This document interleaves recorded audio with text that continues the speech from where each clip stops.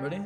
No. No, No, me neither. Like it was good, and suddenly Yeah. I got nervous. Ooh, but, I mean, I'm nervous to be Are you? honest. Yeah. You can't be nervous. You're the guy doing this. Ladies and gentlemen, the Blank Code podcast is back. I'm Max. I've been looking forward to today's episode for over a month now. I've been so excited. And I'm actually nervous for the first time because today's guest, founder of Those Who Love Peace, a global community platform that'll be available soon. We'll put a link down below. And a regional organizer for Anonymous for the Voiceless, Sophie Benker. It's an honor to have you on the Blank Code podcast. Thanks. I sound so good when you say these things. You are. You're an amazing person. You're an influence to all of us. And so what I wanted to talk to you about today was how we can all get off the fence and into the field of activism and the normalization of activism. So what was the turning point for you to become vegan? I mean, I watched videos of animals for quite a while, actually, like over 2 years. And I tried reducitarian, I became pescatarian, vegetarian, ovo-lacto-vegetarian. Whoa. Until I realized I was so full of... What's an ovo-lacto-vegetarian? Exactly. It's ovo, eggs, lacto, milk. And I was like, what other type of vegetarian is there? Yeah, exactly. It sounded good, you know, and then I went vegan. I read that it could help with eating issues. And that was like the one thing where I was like, okay, like... That was the thing where I was like, I made a decision. I've actually got a vegan anniversary date. And when is it? 27th of December. Ah, just after Christmas. Yeah, exactly. It's even better than Christmas. I was like, I don't think I'd manage during Christmas because, you know, like I'm so weak. And I am. And it was like butter cookies. And then I ate that. And then like 2 days after Christmas, I was like, I'm done. I can't do this anymore. And which year was that? 2 years ago. 2 years ago, So wow. 2017. Yep, that's 2 years ago. No, it'll be 3 this year. No, 2 years this year. 2017, I believe, yeah. So much has happened since then. Everything. You've come from being a lacto-ovo-vegetarian to being very well-respected animal rights activist. Do you call it animal rights activist? What's your preferred term? I mean, ARA is like the standard term. Yeah. I think I'm an activist. Okay. Yeah. But we want to get beyond terms and nitpicking and talking about defining different things with different terms. So what brought you into activism? It's a little bit of a sordid story, but what happened is I worked in investment banking. I was an assistant in a bank, so it's not like I wasn't like a banker, but I worked there. Sorry, I did it, didn't I? That's okay, don't worry. And everyone wears fur. It's a lot of money, especially in the center of Zurich in Switzerland. It's like 3 out of 4 people were wearing fur. I kept watching the videos, and then when winter came and everyone was wearing fur, I started walking around with a pen in my hand, and it was like, either I'm going to stab someone with my pen, either I need to start doing something. I ordered some stickers that translate to can I swear? Yeah, of course you can. Okay, I'm an I wear fur. Wow. And I was like, I had my pen and I had the stickers, and I never used either, but it was like, I need to do something. And then in Paris, someone handed me a card for Anonymous for the Voiceless, and they said, you can start this in Switzerland. My friend started it here in France, and so I came back and I found my way to doing that. Interesting. So fur was your way in. Yeah, I had like fur was the last straw. Like it was so in my face all the time that it was like, I can't do nothing. I can't. It's not normal. Yeah. That's interesting. And so were they doing a cube in Paris when you got the Anonymous for the Voiceless card, or was it just a friend of yours? All. I pretended I knew what it was too. Some guy's like, oh, my friend started the thing Anonymous for the Voiceless. I'm like, yeah. And I think maybe I'd seen some stuff on YouTube. And then I came back here and I put into a vegan group that I was looking for Anonymous for the Voiceless. Someone in Germany messaged me saying she wanted to start a cube in Zurich. And then I was like, no, I'll just become the organizer. Okay. I had no idea. So you're the regional organizer. What does that entail? I'm the regional organizer for Switzerland now. For the whole country? Yeah. Whoa. I started as the organizer for Zurich. And then as it grew here, I was the second person to have a cube in Switzerland, but then it really grew around here. Right. Like enthusiasm is contagious. Yeah, and you have a lot of that. I mean, you can feel your energy. I mean, we've been messaging for a month now, and it's been like fireworks on the texting. So yeah, it takes one to know one, though. That's really good. And and then so that we had our first cube here on the 4th of January. By March, I was the regional organizer for Switzerland. That means I have the overview on the chapters. I give inductions for AV as well, like meaning when someone wants to become an organizer, they go through a process and I can give them a video call to set them up. And I do it for Switzerland. We're in 19 cities in Switzerland with a chapter for the Cube of Truth. I didn't even know there were 19 cities in Switzerland, so that's amazing. And just a quick moment for those people who maybe don't know what Anonymous for the Voiceless is, or where it's from, or AV is obviously the acronym for it. So it was founded in 2016, and it's a group that has over 1,000 chapters now worldwide, 450 cities, 50 countries, 19 cities in Switzerland. So can you take us through what a Cube of Truth is? A Cube of Truth is a demonstration. It's a street-based activist demonstration. You have people who wear black, and there's two parts to the event. There's one part is the cube, as per the title, and the other part is the outreach.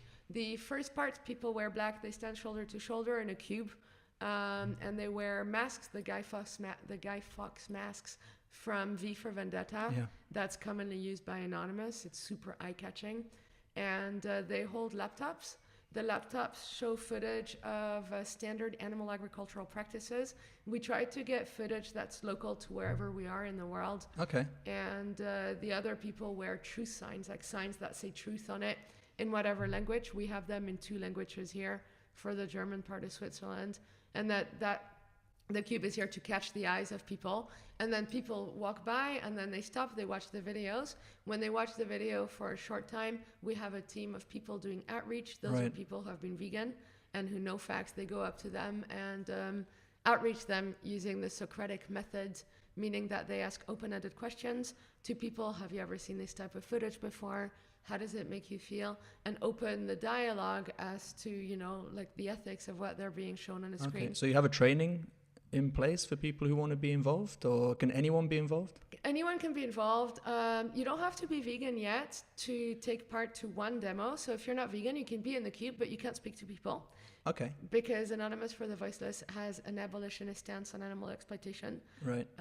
We will, it's like a full message. The animals deserve nothing less than that, really. Absolutely. And the people doing outreach, there's no training. I didn't speak to people for my first few cubes because I didn't feel ready. So I think once people are ready, they'll go trial and error. We give people a briefing, and there's so much material available on the internet, and we hold regular workshops as well. Right. So you say you use the Socratic method when you approach people. How does that what is the Socratic message? It's basically the art of asking open-ended questions and asking the right type of questions so that people do their own thinking. Okay. I always compare it to therapy. Like a great therapist asks you the right questions and then you come to your own conclusion. You experience an internal change pushed by someone else and you're like, oh, the therapist is amazing, but it has nothing to do with the other person. Yeah, you're not forcing your opinion on someone. You're helping their reflection move forward. Yeah. Okay. We can't tell people what to think. It doesn't work. Yeah. You tell me what to think, you're going to pay. There's going to be a price to pay. Yeah, you're clearly quite outspoken about a lot of things. We might have noticed that already in the first 5 minutes of this. You're recently in a cube, 24-hour cube in Amsterdam. Yeah. How was that?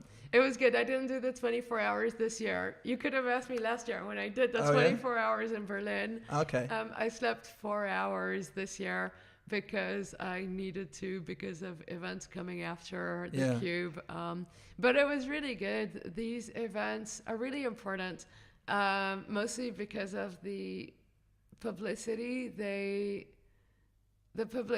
get, because people see that on social media. It's a big event. It creates more activists. Definitely. It makes it more accessible.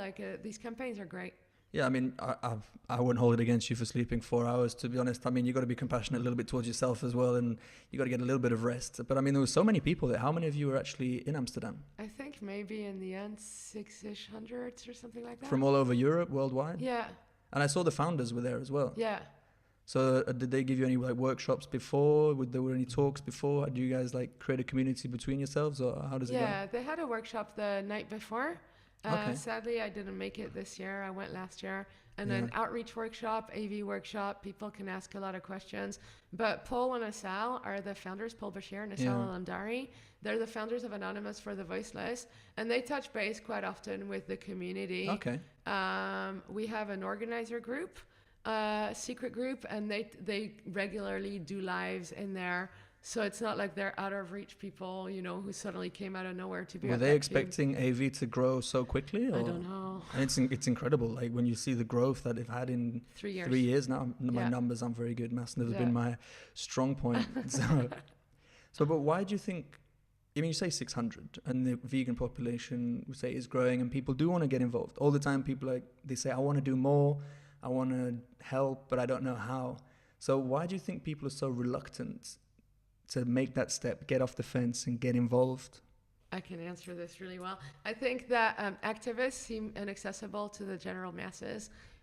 When I started doing activism, I worked in an investment bank, as I mentioned, and people view taking action against the system when they're in the system as something extremely radical, extremist, almost terrorist. You know, like a lot of animal rights activists are labeled as terrorists. And that scares people. You know, too much tattoos, too much wearing black, too much scary and too outside of the system. Yeah. Something like AV is great because it makes it accessible to people. But obviously that's one group. And still, you know, like people are a little bit afraid of that. So I think, and also the elitist in the vegan community, you're not good enough a vegan to come. For example, you can't do outreach if you're not yet vegan, which I agree with. But many people, it puts them off to, you know, they view it as that exclusive club they can't be a part of, let alone taking action towards it. I think most people are frightened and a bit lazy, and also it's all over the place. It's hard to find. It is. It's very hard to find because it seems like everyone's kind of doing a little bit in their own corner. And you talk about this elite, and yeah, we do want more people to get involved. Even honestly, like I don't feel like I'm worthy of being a vegan activist because I've only been vegan for 2.5 years, and we always find excuses for ourselves that aren't necessarily valid. You realize we've been vegan for the same amount of time. I know, and I just realized that's the worst excuse anyone's ever had, and this is on camera, so I can't even take it back now. So I'm going to have to get involved, a lot more involved than I am. So that's really the thing I wanted to talk to you about, was the normalization of activism. Of like, why are we separating the people like you, who are involved, who are doing the great stuff, and then the people like me who are watching? And how can we bring people from where I am to where you are? This is the best question in the world. I love the normalization of activism. That's what I've been thinking about a lot. Maybe about a year ago now, I went back to London, where I lived previously for 8 years. And despite already being part of AV and attending other events, I tried to look up the events going on for my week in London, and I couldn't find anything. The groups are separate from each other. Then for the other stuff, I had to message people who had to message people, and it became clear that the information is inaccessible. How can we normalize something that's not even accessible to the people doing it, let alone to the masses? And during that time, you know, like I'd go back to the bank where people thought what I was doing was a bit weird. But here, you know, like as long as you can get permits, as long as it's legit, as long as it's legal, you'll entice more people. The platform that you mentioned, Those Who Love Peace. Yeah, I wanted to get into that now. Yeah, but that's totally purely aimed at the normalization of activism. Actually, the purely isn't true. It's also to help existing activists organize. So we found the need to build an organizational tool that would make activism accessible to the mainstream masses. Right. So are you going to be putting this out there for all types of activism, or is it going to be directed especially towards animal rights? Well, we start with animal rights first and foremost, because we're animal rights activists. Of course, But obviously the animal rights movement and the climate crisis movement are starting to merge. Absolutely. Because they're one and the same. You can't talk about the climate crisis without talking about animal agriculture and vice versa. And so we're going to start with the animal rights movement, and we're basically building this platform that's going to pull in together all the organizations, put them on a platform. The more organizations we have, the better it is, because then everyone's really accessible and visible. Right. And then they would get to put all their events online, so that, for example, that time when I went to London and I couldn't find anything will never happen to anyone again. You just go on an app, and wherever you are, whatever organization you're following, you can have all the events in one go all around you. How far you can click, you can find all the information. Okay. And another part of the platform is a training platform. And the organizations or various subjects, you can go there and educate yourself. So if you're already an activist, you can become a better activist. But if you're just someone who's a little bit curious, you are kind of looking either into going vegan, either into taking some kind of action, because it's something you might want to do, like what you mentioned, a lot of people want to take action, but they don't know how or where to start. We're giving them this platform. We're working with activists from the community to give back to the community, and it starts with how to do vegan outreach, how to raise vegan kids, training on anti-oppression, etc., etc. The subjects get to be limitless because they're by us. Yeah. And when is it going to be available? The beta version comes out to selected organizations on the 4th of June, so on Monday. Okay, so by the time this episode is actually live, it should be available. So I'll put a link down to it below so people can take a look, or is that not going to be available? Well, I don't know if it's the beta version. Okay. Right. I can't tell you right now when the live version will come out. All right. Plus, we'll keep people updated about that. Yeah, anyway, there's always delays in IT projects. That's why I'm a bit hesitant. I would think by the beginning of July, it should really be up and running, but you never know. First, we need to go through the bugs, see how it works with the organizations, what changes need to be made. And how's it going to work for people, say, who start an organization and then they want to put it onto your platform? How are they going to be able to do that? info@twlp.org. Okay. Message me and we'll onboard. The way we're going to do it, we've split the world into different regions, and we're starting with Switzerland. So first we're going to onboard all the Swiss organizations, and then we're going to move on with different regions throughout the world, obviously with our focus on the largest organizations as well. So we're in touch with AV and the Save Movement and DXC and things like that. Wow. This is going to be huge. This is going to be an absolute game changer for the activist community. And you actually posted a link yesterday to a video by Jake Conroy, and it literally blew my mind. I'll put a link to that as well. And he's talking about the fact that people are doing a lot, but what is the impact that it's having, and talking about trying to unite people, and use a very good analogy. I just hit the table again. I use a very good analogy about the tree, of the way we tend to act is by picking off the leaves, where the easiest way would be to cut off the branch and then the leaves will fall off anyway. So I think what you're doing with your platform is amazing, because you're going to be uniting a lot of different groups, a lot of leaves to bring down the branch. And I find that incredible. And leading on to that is, nowadays you see a lot of activists on social media. So which platforms do you find are the most effective for activism on social media? I think it depends of the age group. Yeah? Like my generation, I'm in my late 30s, and most of You don't look a day over 21. That's only a compliment, because people are not allowed to age, especially women. Like I'm my age, this is what I look like, but thank you.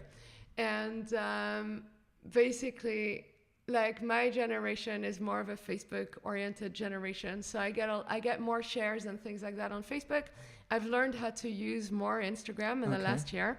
Like up until beginning last year, I didn't even know what a story was, and now I'm so obsessed with them.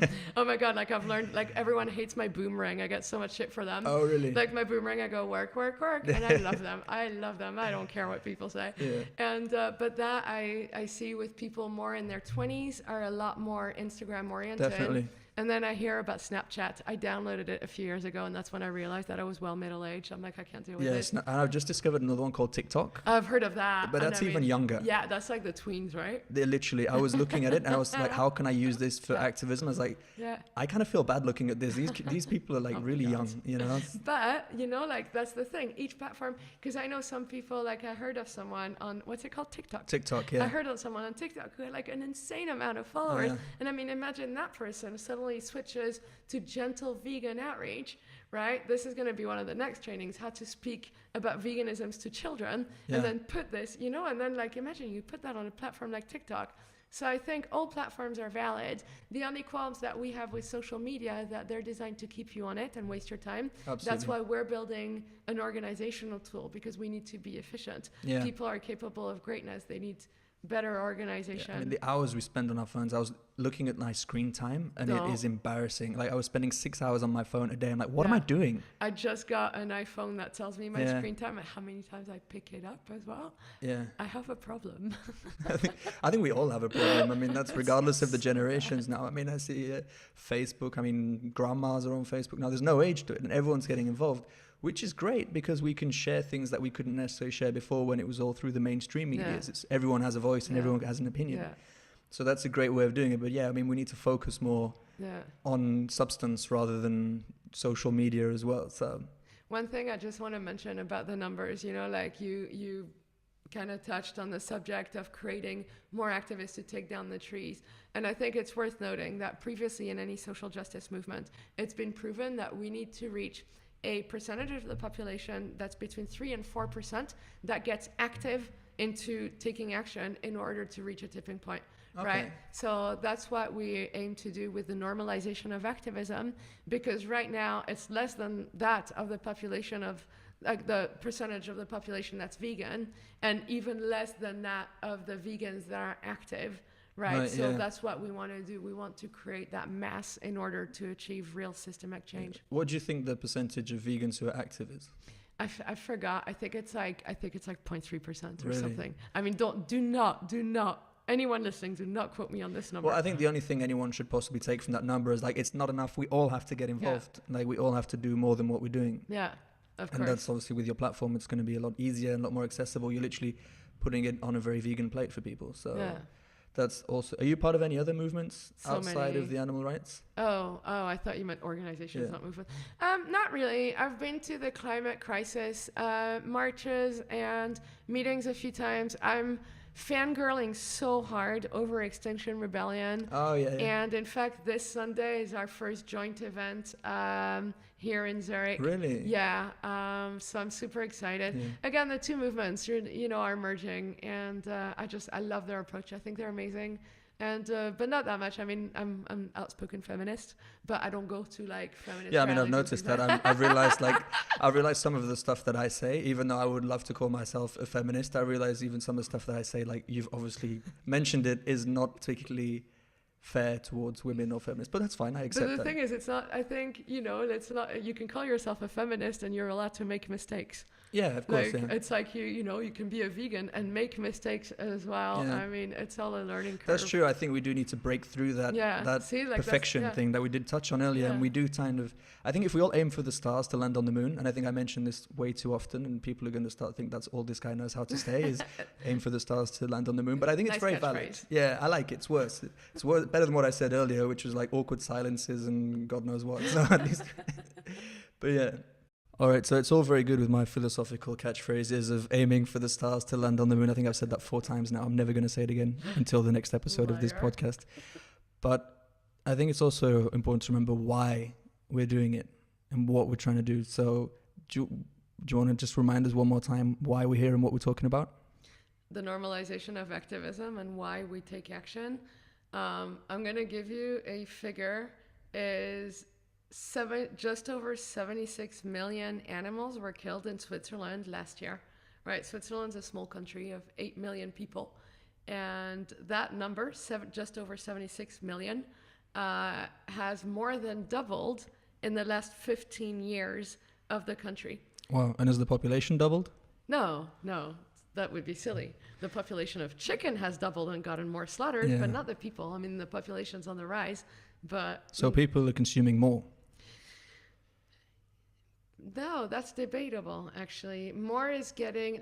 people are eating more meat, but right now we live in an era where more and more people are going vegan. Right. Whatever that means, the consumption within people is going less because veganism is trendy as a diet, but they're exporting the chicken and the other meat instead. Right. So people going vegan isn't saving animals. It's a nice trend, and it's selling a lot of product, which isn't a bad thing, because the more people get to the normalization of veganism as a diet, the more that's what they're consumed, the more it becomes something standard for them to do. Yeah. And then hopefully they're the people we're going to put on the platform, and they'll start taking action because they realize it's more normal, hopefully, but it's not helping the animals. We're doing this for the animals.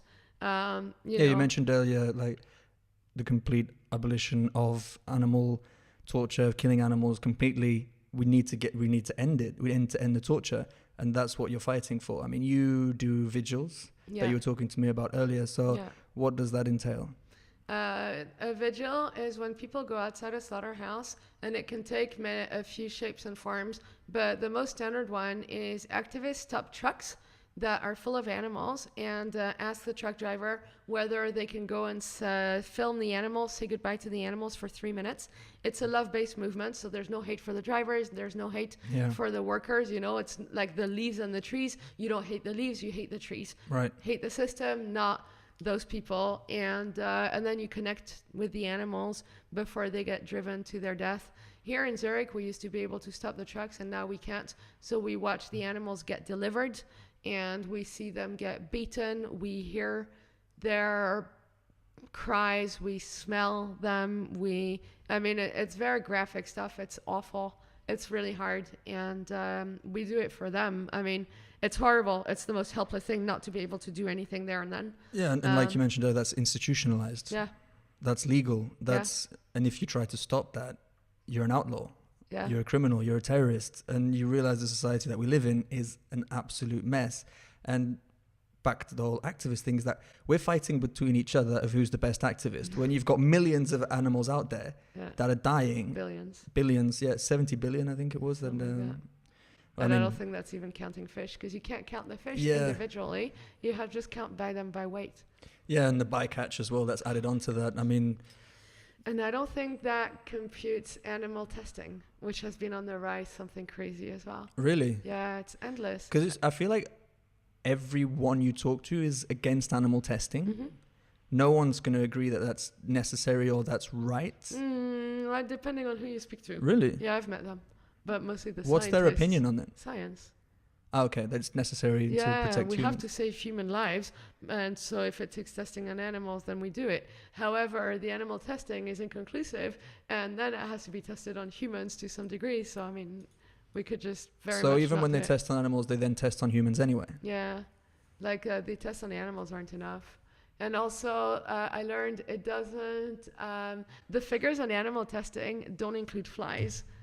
Okay. You know, speciesism is real and strong. We've actually got one joining us. Yeah, he was like, oh, hey, I want to say something. Don't know if you saw that there was a fly rotating around my microphone. I think he has something to say to us. And we fight for all of you, including the flies. We fight for you too, little guy. And I hope I didn't just swallow him, actually. That'd be terrible. No. No. Okay, now it's an awkward silence. I don't know what to say. That wasn't very vegan. That was not a vegan thing to say. No. But so the figures on animal testing and the animals killed don't include so many flies as well, which they've got the right to live too. How do they test on flies?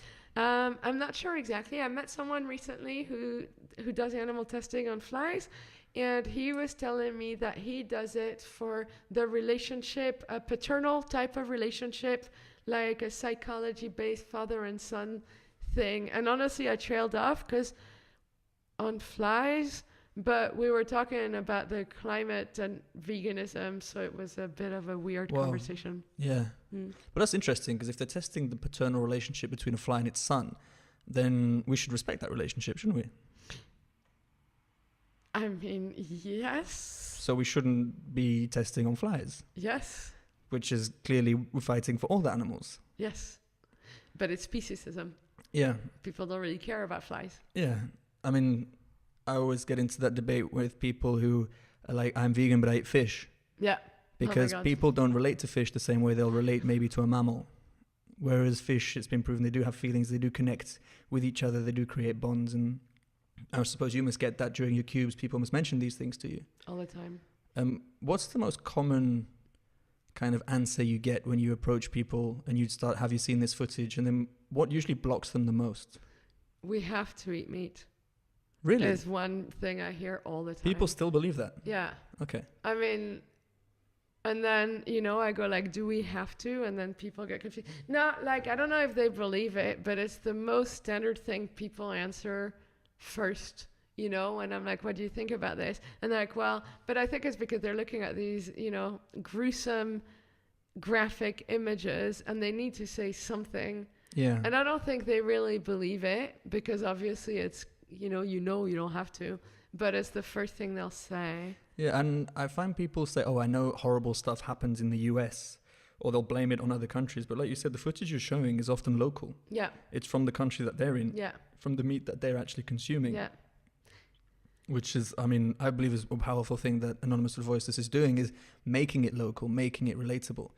And I forced myself to watch Dominion, much to my broken heart still. And I think I've been talking about it so much because I think I'm still scarred from it. It is shocking. It is tough to watch. And I was actually talking to an Australian girl about it.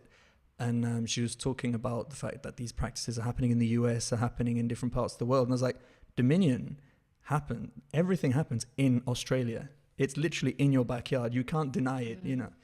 So, I mean, we do try and break away from it. Even I was saying to you earlier that I don't feel like I have enough value to be an activist. But then, like you said, we've been vegan for the same amount of time. So then it's another hypocrisy aspect. But this is a form of activism that you're doing right now. Yeah. I mean, I'm trying to listen to you and get your story so other people listen to you and be inspired by you, like I'm being inspired by you. And talking to you, I don't think I mentioned this yet, but I said to you, there's a week cube that's going to be happening in New York in July, and I'm hoping to attend. By the time this is published, I should be able to say that I will be there. Yay. I'm going to make it happen, and that should be my first cube. That's so great. And I promise I'll wear black. Yeah, this time. And I'm wearing black today just to make up for... I don't know if any of you saw the video that I made with the Anonymous for the Voiceless in Barcelona, but I was wearing a white sweater. And Sophie kindly mentioned to me, the first thing she said was like, why are you wearing white? I'd be like, get out of my cube. Sorry, wrong sweater. Would you? I mean, you wouldn't be able to partake. I'd probably find a black hoodie or sweater for you to put on. Yeah. But of course, like you have to wear black. Or at least dark colored clothing. Yeah, of course, yeah. But like, you wearing white, I mean... Yeah. What's the symbolic behind the white? The black, sorry, I'm confused now.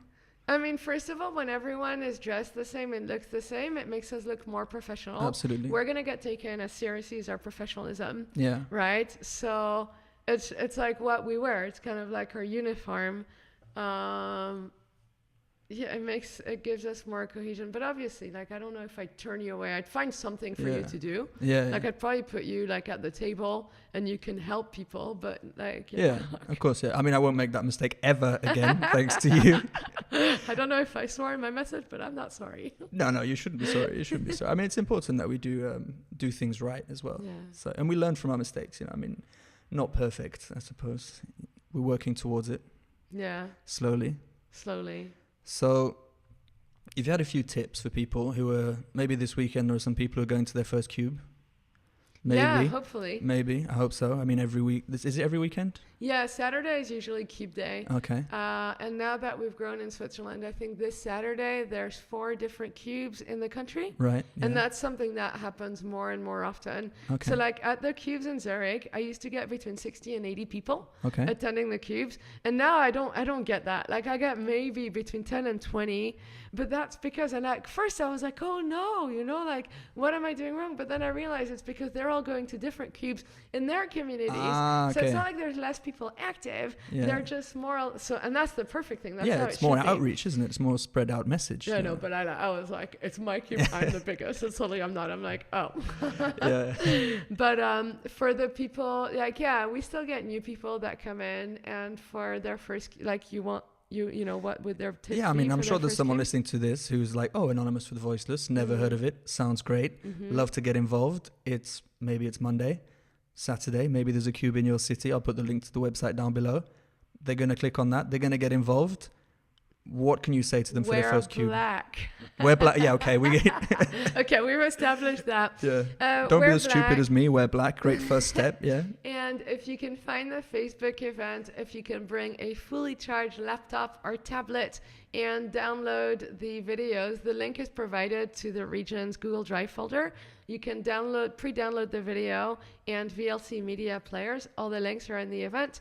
And bring a laptop or tablet because the animals will get shown via that. So we always need those and always need backup ones. If you're not yet vegan, you can go to a cube and check it out for your first time. And if you're vegan, you can watch some outreach videos, but the organizer will provide a briefing before the cube to explain, and you can ask questions, you can shadow other people. So just go there and get active. Yeah. You know, like it's such an amazing feeling. I remember my first outreach conversation.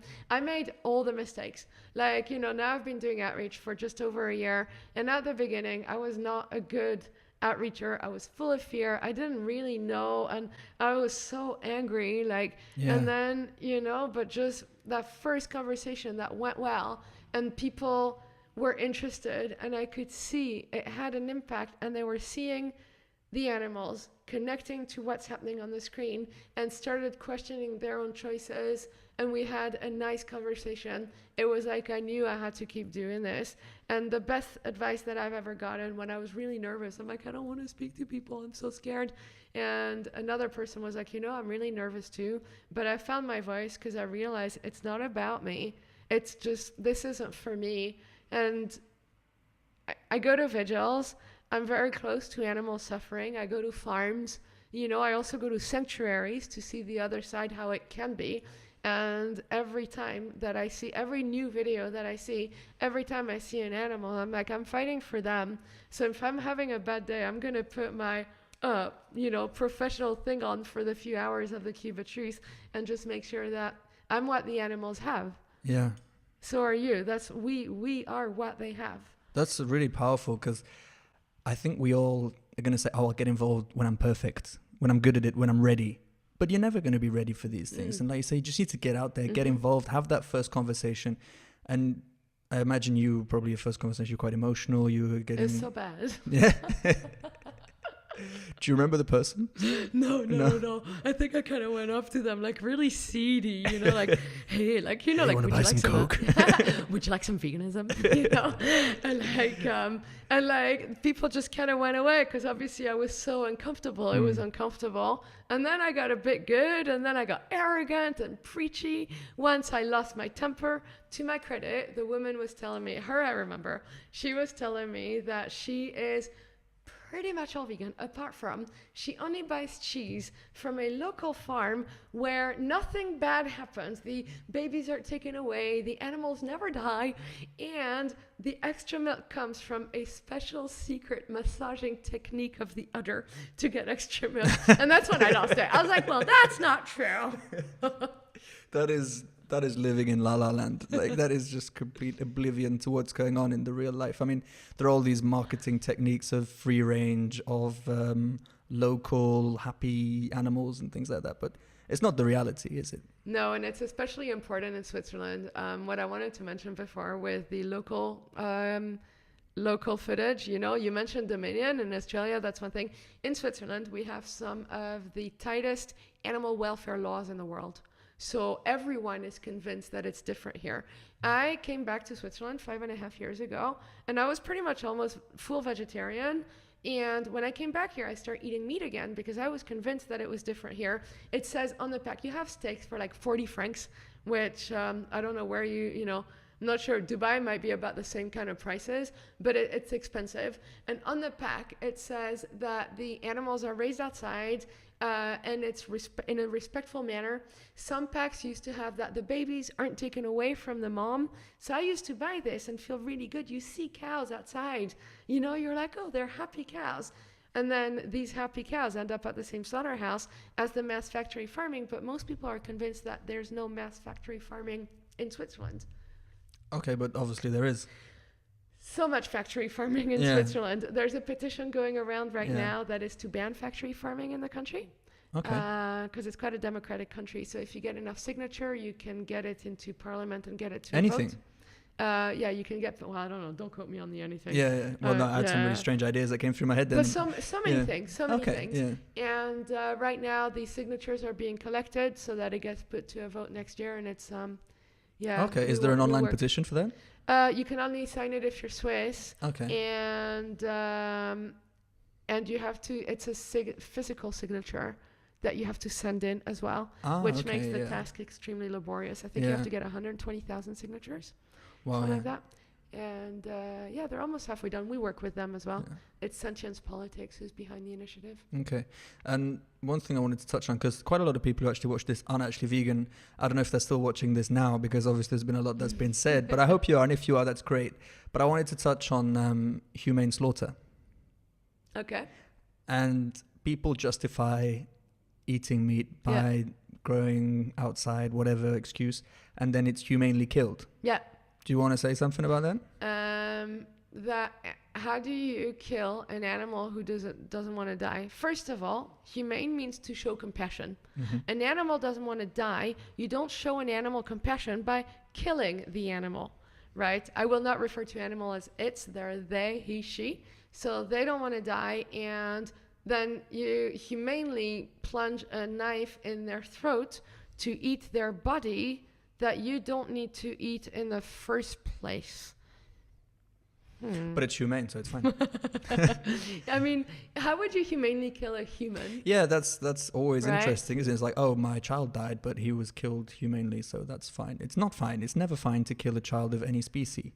And that's Yeah. where we need to break down that Yeah. idea of, like, you can't humanely kill something that doesn't want to die, and animals don't want to die. Not as much as you don't and want me. to die, nor do they need to. And, you know, like with the cows, sometimes you see cows outside. I would ask anyone watching this, when is the last time you've seen a field of pigs, a field of happy pigs outside? And if you can't think of it, where are the pigs? Where are they hiding them? It's terrifying. And same for the chickens. I mean, chickens possibly have it the worst. They've been modified. They grow in 90 days. They can't handle their own weight. Yeah. And I mean, there's nothing much humane in the literal sense of the term to show compassion. And, you know, sometimes, like the question I ask people is something that someone asked me is, it's easier to talk about these things in front of footage. You know, when you have animals getting tortured, ripped apart, killed, exploited, etc., and people watch this, it's harder to argue with the ethics of it. But when animals are getting farmed, and I don't want to go into what happens to the animals. We all know that it's not pretty. They have to be reproduced by force. The babies are taken away. It's a lot of emotional pain. Animals feel the same feelings that we do and all of this. But we have the choice. We as consumers and we as people have a choice between doing it and not doing it, right? Yeah. We have enough vegan people in the world right now to know, like, oh, okay, vegans are healthy. Whole food plant-based diet is proven to reverse diseases when you follow it. Yeah. But that's not even veganism, but you can go all the way to real healthy stuff. Yeah, yeah. It's proven that it's healthier to be a healthy vegan than to not be, right? I find that we often forget completely the health aspect of it. We're Yeah. always like very focused on the animals and the environment, which is very important. As we should be, but hold on. Yeah, go for it. We have the choice between doing this to the animals and not doing it. Why do we keep on doing it? For what reason exactly? What justifies us killing all of these animals just because they taste good? Just to finish my earlier point. I think that's literally like, I have nothing to add to that. Like, you covered like that completely. But people always say, like, let's say you're on a desert island, blah, blah, blah. Would you eat actually, maybe some people have heard this before, so I will go through it. Yeah. If you're on a desert island with a pig, would you kill the pig? That's the question that comes up a lot into vegans. Regardless of the answer to that question, I think I saw an interesting thing on Facebook. It's like, if you live in a world, we have an abundance of food, an abundance of options. You can survive eating healthy food, junk food, any type of food that you want. And it doesn't have to involve killing animals, destroying our environment, and destroying your health. Would you choose to torture and enslave those animals? That's the reverse of that question. And that's the answer that you give to people. And there's no answer to that question. There's no logical answer. It tastes good bacon, though. The bacon jokes, like, I'm sure I must have said them at some point in my life. I did too. Because I'm like that, and I know I'm a bad person in that. No, anyway, whatever. But good, bad, doesn't matter. It doesn't matter right now. But I always tell people, if you like bacon, if you think bacon jokes are funny, watch the first 15 minutes of Dominion.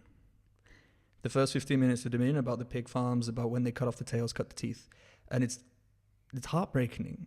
It's not funny. Those jokes are not funny, and it never will be funny. Just over 2 weeks ago, I was part of the Meet the Victim action that happened in the Netherlands, where a couple hundred activists went to a pig farm, and half of the group went inside. I was outside, but half the group went inside and just sat in front of the pigs and filmed them, and the other half stayed inside. This got hundreds of farmers very angry at us. They circled us, they threatened us, they broke our cars, they kicked us, threw rocks at us, etc., etc. But I would invite anyone to see why the farmers get so angry at us just sitting there with mobile phones and just watch the footage and the videos that people took inside a farm. I can't chastise people making bacon jokes in high school, and I think it's really important to see, first of all, how much someone can change, and second of all, remove that perfection. I'm not here on a soapbox on a pedestal. In high school, we had one girl who was a vegetarian. We called her Veg, and I remember bullying her, taking ham out of my ham sandwich, chasing her down the hallway and throwing ham at her because she was a vegetarian. Hey, Veg, do you like that? And I mean, like, anyone can change once they see, and I think it's the willingness to actually see that. And I think it's great that you share that story and that you actually do talk about that you weren't always the activist that you are and is engaged and involved in the way you are, and that we break that glass ceiling towards action and then watching. Like, that's a horrible thing that you did as a team. That's pretty awful. Yeah, but that doesn't mean you can't change. I mean, people are like, oh, but you used to eat meat. I used to work in McDonald's. Did you? I got fired. Well done. I got fired, but not for the right reasons. That's I wish it be was a story for another time. Yeah. Right? And but yeah, I used to love eating McDonald's. Like, even today, I won't deny the taste of bacon is good. Yeah. But that doesn't mean I want people to kill an animal for me just so that I can consume the flesh of that animal. There's so many other options that I can eat that don't involve cruelty. Is the price of life worth 5 minutes of pleasure in our mouth? Absolutely not. All right. So yeah, once again, I wanted to mention, like, the fact that you share these stories of making you so relatable as a human. There are people out there that they see you. I mean, wearing black, tattoos on the hands. I mean, I don't know if you can see some of them. There's friends, not food. You've got the neck tattoo as well now. Yeah, I saw. That's like a burning fork that says liberation on Yeah, it. and the nose piercing as well. I mean, if people come across you in the street, they're not necessarily going to see you as approachable. They're probably going to think, oh, she's been a vegan activist forever. She's always been vegan. And the fact that you're breaking down that wall and that glass ceiling that we mentioned of talking about who you were in the past, I think that's what we all need to do and share what happened and what we've been before. Yeah, because then it's like, not that it looks so good, I could never get to that level, it's too radical. Yeah. It's actually, oh wait, you come from what place and you went to, and I think it's extremes. Everything's balance in life. You have people like me who just went full on into activism. I need to do all of it. But maybe it's because when I was a meat eater, I was full on a meat eater, and it's like the other end of the spectrum. It's just equilibrium, I remember with one boyfriend, we used to get drunk, and our love language was feeding each other burgers at McDonald's, but like making the burgers bigger. Kind of like getting 2 Big Macs and making them big and go like, eat this. I love you because I made you a Big Mac. And it was like... That's intense. Listen. Oh my God, that's crazy. Back in the days. Yeah. And now it's kind of like, I if I saw people doing this, I'd be so horrified. But back then I didn't know. Yeah. So it's not, we don't know. It's what we're given. I mean, if you can go from working in a bank and feeding your boyfriend pimped Big Macs to full-on vegan activist, I mean, it shows that everyone can take at least one step in the right direction and get a little bit involved in whatever action's going around. And so I think our generation doesn't really mean anything, but let's say people who are alive today, let's call that a generation. There's a shift in consciousness, and everyone wants to make the world a little bit of a better place. Yeah. People are coming at it from maybe more environmental aspects. People are coming at more an animal rights aspect. Some people are going for the health aspects. But there's definitely a shift in that conscience. People are focusing a lot on plastic. Some people are focusing a lot on... greenwashing. Mm-hmm. Greenwashing, all these kind of things. And I shared actually a very interesting 2-minute video by George Monbiot, I think is his name. And he's talking about the fact that we do this greenwashing, and we're talking about straws, we're talking about cotton buds, and which are very, very important topics. They do have a huge impact on our environment. But he says the 2 biggest things that we can do to have an impact on the environment today are, number 1, move to a plant-based diet, and number 2, stop flying. I know. Yeah, I mean, no one's perfect. I mean, I'm in Zurich. Actually, I didn't say that. We are in Zurich, by the way. And I'm in Zurich. I was on a plane to come here. It does have an impact. Okay, I'm on a plant-based diet, but then my carbon footprint offset to someone else. And, you know, we overthink and we go into numbers way too much. And it's what we have, we need to act upon and act with. Yeah. I would like people, like I know, like first of all, even just the vegans, most of them aren't taking actions, like we said earlier. Yeah. And those who love peace, at the beginning, I had a conversation with someone and we started thinking about how to normalize activism. And the parallel that I drew is like this. Like, as you mentioned, I've got tattoos, right? And I started getting tattooed in 1997. Back then, in the 90s, to get a tattoo, you kind of had to earn your tattoo. You had to find a tattoo parlor. You had to go in, and they were like full of attitude, a bit mean. Like, you know, like I was kind of a gawky kid as well. They're like, "What are you doing here? What was your first tattoo?" I was a raving blue M&M on my stomach, and I had to go back there 3 times. I had to get a fake ID, and you know, they were like, but when you walked into a tattoo parlor, they didn't make you feel welcome. You had to earn your cool. It's true, yeah. It really is true. You had to earn getting tattooed. Yeah. In Zurich, as it happens, we have the largest tattoo studio in Europe now. It's called Jahi. And I went there once. I wanted to get a tattoo, and I didn't know where to go. And I walked in, and you got a reception. And they're like, "Hi," big smiles. And I was like, "What?" And they were like, "Yeah, would you like to blah, blah, blah. What do you want?" Customer focus, customer service. They put me into another room. They brought me a drink. What? Yeah. And it was like, a customer experience. The normalization of ink. If you look around you, everyone is tattooed, right? And at the bank, okay, my tattoos are a bit weird and there's many of them. So when I was at a bank, I still had to stay covered. But nowadays you can work in many corporate jobs with a few cute tattoos, you know, like, I mean, if I had butterflies on my forearm, I could have just gone in short sleeves at work. It would have been fine. I happen to have Beavis and Butthead and an infected heart, so it's not the same. But like, the normalization of tattoos, everyone walks around with the tattoos and it's socially accepted. Imagine walking into a place or a digital place like a platform and everything is acceptable to the masses the way it has done. And that's the parallel and the premise that we're working on. It's the normalization of activism. Something people do in their spare time. It makes them feel good about themselves. Something that you do with the kids on a weekend, right? What do? You open your app, you've got an A to Z of organizations. You can see exactly who they are, where they are, what they do. At the same time, we've been providing physical workshops for people. So like the digital world and the physical world can be reflected and so on and so forth. And therefore enticing many people to start taking actions. Just making it that super standard thing. Like it's more normal. It's more normal to take action in this world when you actually open your eyes to what's happening than staying idle. The people who stay, like, you know, and eventually I want that to become the norm for people, right? Normalization. Kind of go like, oh, wait, you don't do activism? Oh, like you don't do your part? You know, more and more with the climate crisis march, you know, people are like, oh yeah, this is really good. This is really good. Making it go like, you do it too. Yeah. And then suddenly imagine the conversations in the office on a Monday. Oh, you know, what did you do? And then if someone goes, well, I didn't, and everyone, like, that's the person who gets shunned a bit. Oh, you didn't do anything? And suddenly people will frown upon you for not taking action to change the world. I mean, first of all, that tattoo parlor, it's a very interesting thing that you say, because, I mean, everyone who's had a tattoo, I mean, I've got like the most normal tattoos that everyone in the world has, and I wish I'd known that at the time. And anyway, whatever, we're not going to talk about tattoo mistakes, because I'm sure everyone has made a few mistakes along those lines. But the way that they brought it into the customer service, they made it accessible to everyone, and everyone was welcome.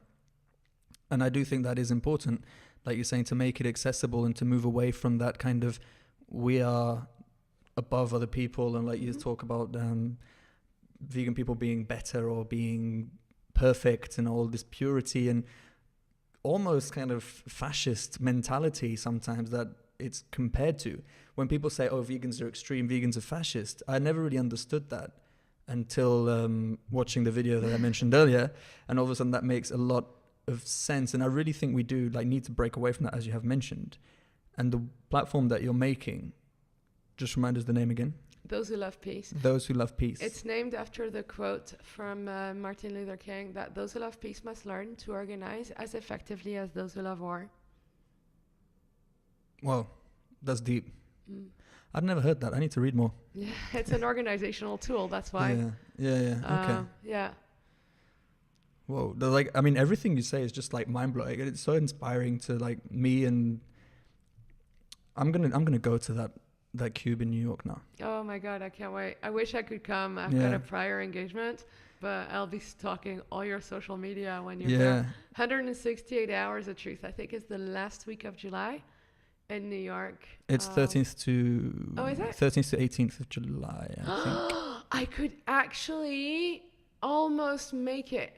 I have to be back here maybe on the 18th or something. I'm going to look into it. Maybe I'll see you in New York. I would love that. I would love to. Yeah, that'd be so awesome. Yeah, let's try and make that happen. And I want to thank you, first of all, for coming to talk to me and taking the time to talk to me, because I know you're a very busy woman changing the world and saving the animals and doing so much amazing things. And I'm going to put links to all your various different social media platforms. The list will be very long.